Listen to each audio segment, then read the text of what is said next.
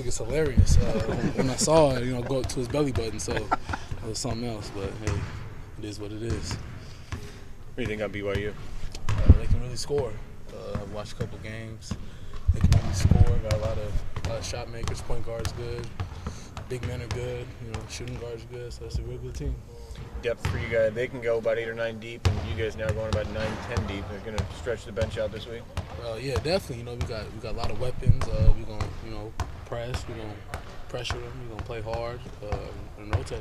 Keep them coming at them. Do you anticipate this just being two teams trying to outscore each other? I want to say no, because coach would get mad if I said yes. So I'm gonna say no. We're gonna try to play D and try to lock them up. With Artis and Carter back, do you guys want to run up and down a little bit more than you have been before they came back? We can spend a lot more energy. We're gonna press a lot more because we're deeper. We don't have to play as many minutes. So yeah, I could say I think we're gonna go a lot faster tempo now. Does that open up the pressing for you guys too with having Artis back as well? One more guy to kind of pressure up and down. Yeah. Even just full court man to man, somebody that can get on the ball and pressure the guy. So it's not going to be easy for any point guard because me and him both can pressure 94 feet. So it's going to be fun for us. Are you a tougher scout for BYU than you would be because they're back? Can you guys do a lot of new things Saturday that you haven't done? No, it's pretty much the same thing. Same pieces, just adding two that pretty much do what we do. So.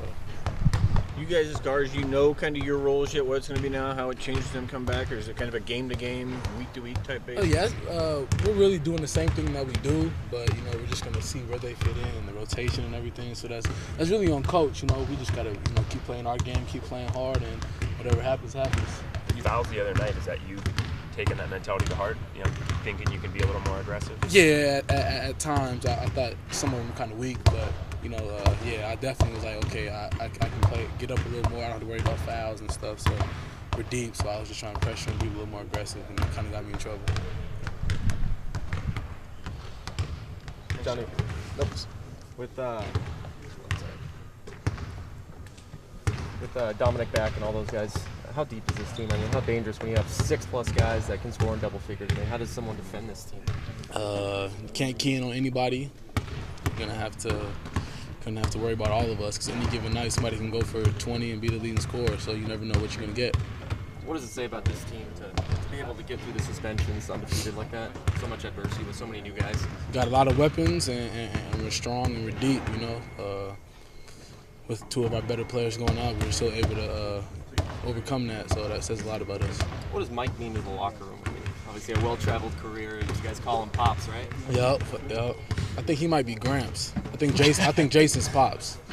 Yeah, but Mike, he's not afraid to say what he wants. He's gonna keep it real, and he's a funny guy. So that's what he means. He keeps us all level.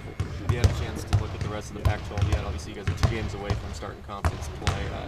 As the reigning champs, is there a target on this team for that? I think there is, especially we ranked in the top 25, so that's an automatic target.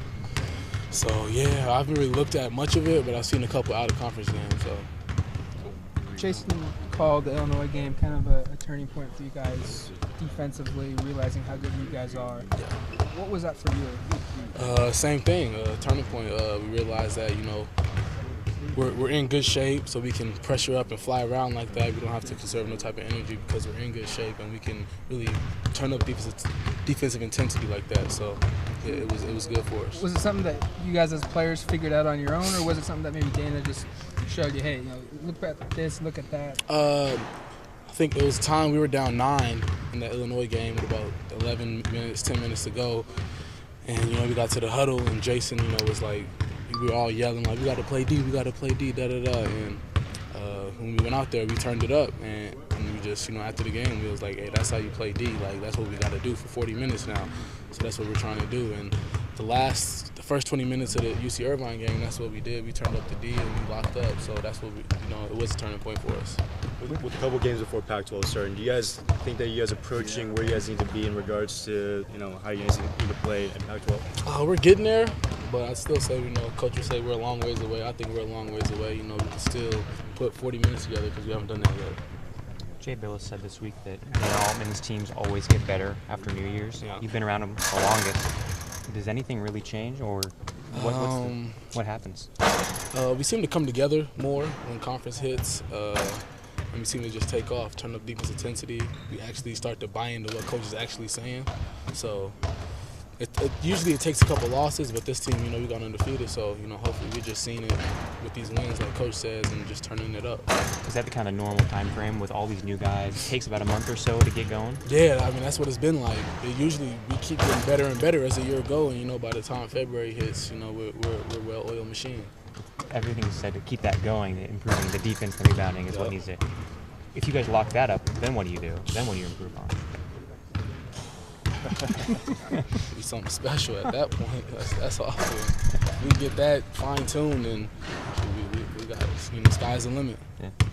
With your brother at BYU, was that a school you considered going to? They talked to me a little bit, but they weren't, recruiting me hard. They actually recruited my high school teammate, so he started trying to talk to me, try to get me to go there.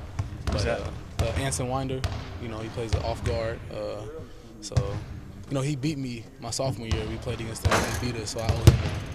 So I'm gonna try to get that back, even it up a little bit. When Mike knocks down the threes like he did against UCI, how does that change your offense for you as a point guard?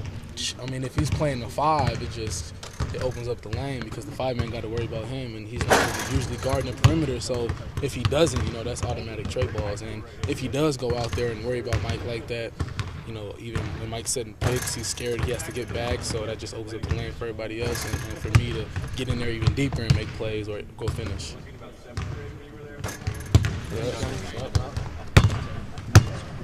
Yeah.